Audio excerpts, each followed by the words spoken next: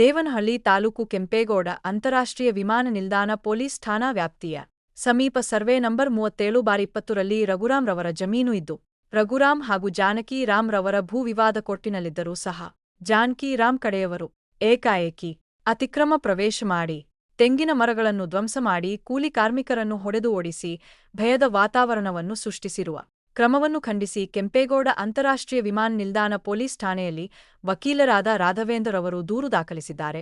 ಭೂವ್ಯಾಜ್ಯ ಏನೇ ಇದ್ದರೂ ಕಾನೂನಾತ್ಮಕವಾಗಿ ಕೋರ್ಟ್ನಲ್ಲಿ ಬಗೆಹರಿಸಿಕೊಳ್ಳುತ್ತಾರೆ. ಆದರೆ ಏಕಾಏಕಿ ಬಂದು ಕೂಲಿ ಕಾರ್ಮಿಕರ ಮೇಲೆ ದೌರ್ಜನ್ಯ ಮಾಡಿ ನೂರಾರು ಮರಗಳನ್ನು ಧ್ವಂಸ ಮಾಡಿರುವುದು ಎಷ್ಟರ ಮಟ್ಟಿಗೆ ಸರಿ? ಪೊಲೀಸರು ನ್ಯಾಯ ಕೊಡುವ ಭರವಸೆಯಿಂದ ದೂರು ನೀಡುತ್ತಿದ್ದೇವೆ ಎಂದರು.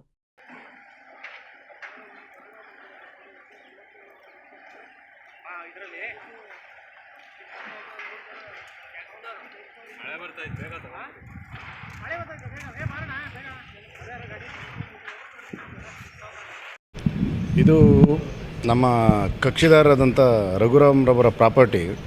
ಅಣ್ಣ ತಮ್ಮದಿರ ವಿಚಾರದಲ್ಲಿ MS ರಾಮಯ್ಯನವರ ಮಕ್ಕಳು ಸುಪ್ರೀಂ ಕೋರ್ಟಲ್ಲಿ ಒಂದು ಆದೇಶ ಆಗಿದ್ರ ನಂತರ ಸಂಬಂಧಪಟ್ಟ ಈಗ ಅಲ್ಲಿ ಅವರು ರಘುರಾಮ್ ರವರ ತೋಟದಲ್ಲಿ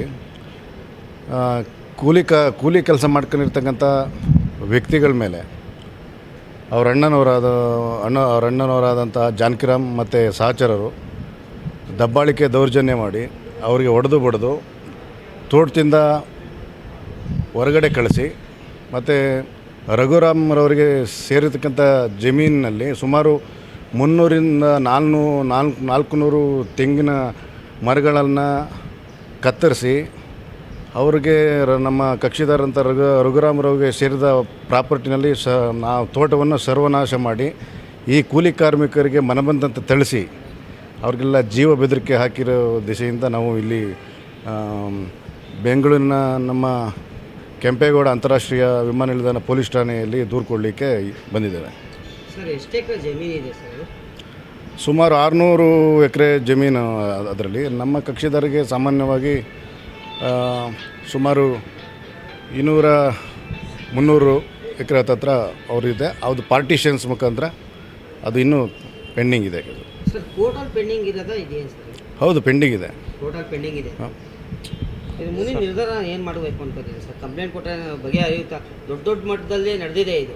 ಇವತ್ತು ನೀವು ಕಂಪ್ಲೇಂಟ್ ಕೊಟ್ಬಿಟ್ರೆ ಬಗೆಹರುತ್ತೆ ಅಲ್ಲ. ಇದಕ್ಕೆ ನಾವು ಬಂದಿರತಕ್ಕಂಥದ್ದು ಕೂಲಿ ಕಾರ್ಮಿಕರನ್ನ ಮನಬಂದಂತೆ ತಿಳಿಸಿ ಆ ತೋಟದಿಂದ ಅದನ್ನು ಸರ್ವನಾಶ ಮಾಡಲಿಕ್ಕೋಸ್ಕರ ಯಾಕಂಗೆ ಮಾಡಿದ್ರು ಅಂತ ಆ ದೃಷ್ಟಿಯಿಂದ ಕಂಪ್ಲೇಂಟ್ ಕೊಡೋಕ್ಕೆ ಬಂದಿರತಕ್ಕಂಥದ್ದು. ವಿಚಾರ ಇಷ್ಟೇ. ಡಿಸ್ಪ್ಯೂಟು ಏನೇ ಇರಲಿ, ಇದರಲ್ಲಿ ನಾನು ಕೇಳೋವಂಥದ್ದು ನಮ್ಮ ಕಕ್ಷಿದಾರರಾದಂಥ ಕೂಲಿ ಕಾರ್ಮಿಕರಿಗೆ ಅನ್ಯಾಯ ಆಗಿದೆ. ಕೂಲಿ ಕಾರ್ಮಿಕರು ಅವರು ಒಂದು 15 ವರ್ಷ 20 ವರ್ಷದಿಂದ ಅದೇ ಜಾಗದಲ್ಲಿ ಶೆಡ್ ನಿರ್ಮಿಸ್ಕೊಂಡು ಜೀವನ ಮಾಡ್ತಿದ್ದಾರೆ. ಕೆಲಸ ಮಾಡಿಕೊಂಡು ಏಕಾಏಕಿ ಮಾನ್ಯ ಜಾನಕಿರಾಮ್ ಅವರು ಆ ಜಾಗಕ್ಕೆ ಬಂದು ವಿತ್ತು ಅವರ ಸಹಚರರನ್ನ ಕರ್ಕೊಂಬಂದು ಇವ್ರನ್ನೆಲ್ಲ ಬೆದರಿಸಿ ಆ ಜಾಗದಿಂದ ಓಡಿಸಿ ಸರಿಸುಮಾರು ಒಂದು 300 ತೆಂಗಿನ ಸಸಿಗಳನ್ನ ನಾಶ ಮಾಡಿದ್ದಾರೆ. ತಮ್ಮ ಇನ್ಫ್ಲೂಯೆನ್ಸು, ಹೈಯರ್ ಹ್ಯಾಂಡು, ರಾಜಕೀಯ ಪ್ರಭಾವ ಎಲ್ಲ ಬಳಸ್ಕೊಂಡು ತಮ್ಮ ಇವರ ಜಾಗದಲ್ಲಿ ಏನೇನು ಸಸಿಗಳಿತ್ತು ಎಲ್ಲ ನಾಶ ಮಾಡಿ ಇವ್ರ ಶೆಡ್ನೆಲ್ಲ ಒಡೆದಾಕಿ ಜಾಗದಿಂದ ಓಡಿಸಿ ಇದೆಲ್ಲ ಸಮಸ್ಯೆ ಮಾಡಿದ್ದಾರೆ.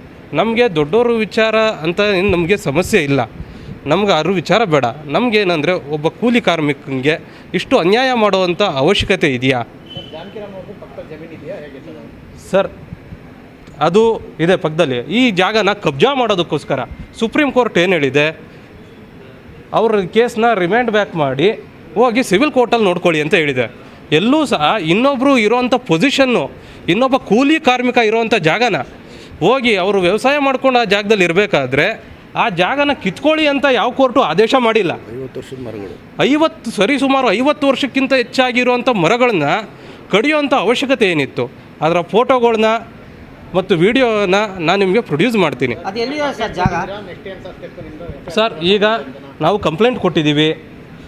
ಅದ್ರ ಬಗ್ಗೆ ಮಾನ್ಯ ಪೊಲೀಸ್ ಇಲಾಖೆಯವರು ಕ್ರಮ ವಹಿಸಿ ಸರ್ಕಾರದವರು ಏನಾದರೂ ಕಿಂಚಿತ್ತು ಜನರನ್ನ ಮತ್ತು ಕಾನೂನಾತ್ಮಕವಾಗಿ ಜನರ ರಕ್ಷಣೆ ಮಾಡಬೇಕು ಅಂತ ಇದ್ದರೆ ಈ ಕೂಡಲೇ FIR ದಾಖಲಾಯಿಸಿ ಅವ್ರ ಮೇಲೆ ಕ್ರಮ ಕೈಗೊಳ್ಳಬೇಕು. FIR ದಾಖಲೆ ಮಾಡಬೇಕು ಸರ್. ಸರ್ ನನ್ನ ಪ್ರಕಾರ ಏನಾರ ಯಾರು ಜಾಗಕ್ಕೆ ಬಂದಿದ್ರು ವಿತ್ ಸಹಚರದ ಜೊತೆ ಅವ್ರ ಮೇಲೆ FIR ದಾಖಲೆ ಮಾಡಬೇಕು. ಸರಿ ಸುಮಾರು ಒಂದು 15ರಿಂದ 20 ಜನರ ಮೇಲಿದ್ದರು. ನಮ್ಮ ಇದ್ದಾರೆ, ನಾವು ಆ ವಿಜುವಲ್ನ ಕೊಡ್ತೀವಿ. ತದನಂತರದಲ್ಲಿ ಅದ್ರ ಗಾಡಿ ವೆಹಿಕಲ್ನು ನಾವು ಕೊಡ್ತೀವಿ. ವೆಹಿಕಲ್ ನಂಬರು ಏನು ಮರಗಳನ್ನು ತುಂಬ್ಕೊಂಡು ಹೋಗಿದ್ದಾರಲ್ಲ, ವೆಹಿಕಲ್ ನಂಬರು ಕೊಡ್ತೀವಿ. ಜಾಗದಲ್ಲಿ ಅವರು ಛತ್ರಿ, ಅವರ ಸಹಚರ ಒಬ್ಬ ಅವ್ರಿಗೆ ಛತ್ರಿ ಹಿಡ್ದು ಅವ್ರಿಗೆ ನಿಂತ್ಕೊಂಡಿರೋದು ಸಹ ನಾವು ಕೊಡ್ತೀವಿ ಸರ್. ರಾಘವೇಂದ್ರ ಅಂತ ಅಡ್ವೊಕೇಟ್. 15 ವರ್ಷದಿಂದ ಮಾಡ್ತಾ ಇದ್ದೀರಿ ಸರ್. ಏನು ಸಮಸ್ಯೆ ಆಗಿರೋದೇನು ಸರ್ ಸಮಸ್ಯೆ ಏನಾಗಿಲ್ಲ, ನಮ್ಮ ಯಜಮಾನರು ಕಾಂಪೌಂಡ್ ಹಾಕಿದ್ರು, ರೇಕ್ ಕಾಂಪೌಂಡು. ತೆಂಗಿನ ಮರ ಇದ್ವು, ತೆಂಗಿನ ಮರ ಕಾಂಪೌಂಡೆಲ್ಲ ಕಿತ್ತಾಕಿದ್ರು. ತೆಂಗಿನ ಮರ ಎಲ್ಲ ಕೆಡವವ್ರು JCB ತಗೊಂಬಂದು. ನಾವು ಕೇಳಿದ್ದಕ್ಕೆ ನಮ್ಮ ಜಾಗ ಇದು, ನಾವು ಕೆಡವಾಗ್ತಾ ಇದ್ದೀರಿ ಅಂತ ಹೇಳಿದ್ರು. ಅವ್ರು ಮಾಹಿತಿ ಕೊಟ್ಟಿಲ್ಲ ನಿಮ್ಮ ಯಜಮಾನ್ರಿಗೆ? ನಮ್ಮ ಯಜಮಾನ್ಗೆ ಮಾಡ್ತೀವಿ. ಆವಾಗ ಫೋನ್ ಮಾಡಿದ್ರಿ. ಫೋನ್ ಮಾಡಿದ್ದಕ್ಕೆ ಫೋನ್ ಅವರು ರಿಸೀವ್ ಮಾಡಿದ್ರು. ಸರಿ ನಾವು ಬರ್ತೀರಿ ಅಂದರು. ಆಮೇಲೆ ಬಂದರು. ಅವರು ಬರೋಪಟ್ಕೆ ಕಂಪ್ಲೇಂಟ್ ಅದು ಕೊಡೋಪಟ್ಕೆ ಇದು ಆಗೋಯ್ತು. ನಿಮ್ಗೆ ಏನು ಮಾಡಿದ್ರು? ನಿಮ್ಗೇನಾದರೂ ಮಾಡಿದ್ರ ಅವರು?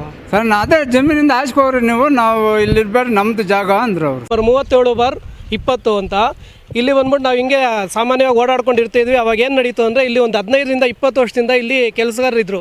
ಇವ್ರನ್ನೆಲ್ಲ ಈಚೆ ಹಾಕಿ, ಇವ್ರನ್ನೆಲ್ಲ ಬಡ್ದು ಈಚೆ ಹಾಕಿ ಇವ್ರ ಮೇಲೆ ದೌರ್ಜನ್ಯ ಎಸಗ್ತಾ ಇದ್ರು. ಅದಕ್ಕೋಸ್ಕರ ನಾವು ಸ್ಟೇಷನ್ ಎಲ್ಲ ಹೋಗಿ ಕಂಪ್ಲೇಂಟ್ ಎಲ್ಲ ರೈಸ್ ಮಾಡಿದ್ದೀವಿ. ಇವ್ರಿಗೆ ಇವಾಗ ಮನೆ ಅಂತ ಇದ್ದಿದ್ದು ಈ ಜಾಗದಲ್ಲೇ. ಇವಾಗ ನೋಡಿದ್ರೆ ಮನೆಗೆ ಹೋಗೋಕ್ಕೂ ಬಿಡ್ತಾ ಇಲ್ಲ, ಇವ್ರನ್ನ ಇರೋದಕ್ಕೂ ಬಿಡ್ತಾ ಇಲ್ಲ. ಇವಾಗ ರೋಡಲ್ಲಿ ನಿಂತ್ಕೊಂಡಿದ್ದಾರೆ. ಅದಕ್ಕೋಸ್ಕರ ನಾವು ನಿಮ್ಮನ್ನೆಲ್ಲ ಕರೆಸಿ ಇವ್ರಿಗೆ ಒಂದು ಒಳ್ಳೆಯ ಒಂದು ನ್ಯಾಯ ಕೊಡಿಸ್ಬೇಕು ಅಂತ ಸಪೋರ್ಟ್ ಮಾಡಿ ಅಂತ ಹೇಳೋದಕ್ಕೋಸ್ಕರ ನಿಮ್ಮನ್ನೆಲ್ಲ ಕರೆಸಿದ್ದೀವಿ ಸರ್. ದಯವಿಟ್ಟು ಇವ್ರಿಗೆ ಪೊಲೀಸ್ ರಕ್ಷಣೆ ಬೇಕಾಗಿದೆ sir. Police station already complaint ಕೊಟ್ಟಿದ್ದೀವಿ.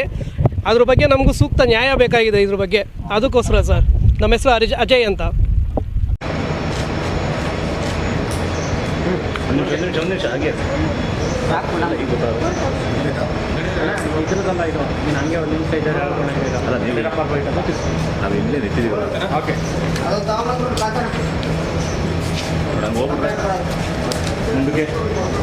ಹೋಗಿ